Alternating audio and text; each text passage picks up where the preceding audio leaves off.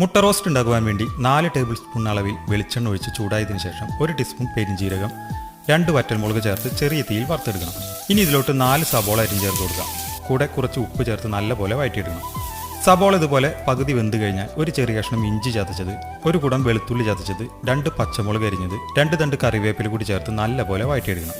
സബോള ഇതുപോലെ വഴറ്റിയെടുത്തതിന് ശേഷം 1 ടേബിൾ സ്പൂൺ മല്ലിപ്പൊടി, 1 ടീസ്പൂൺ മുളക് പൊടി, 1/2 ടീസ്പൂൺ മഞ്ഞൾപ്പൊടി, 1 ടീസ്പൂൺ ഗരം മസാല, 1 ടീസ്പൂൺ കുരുമുളക് പൊടി കൂടി ചേർത്ത് പൊടികളുടെ പച്ചമണം മാറുന്നത് വരെ ഇളക്കി കൊടുക്കുക.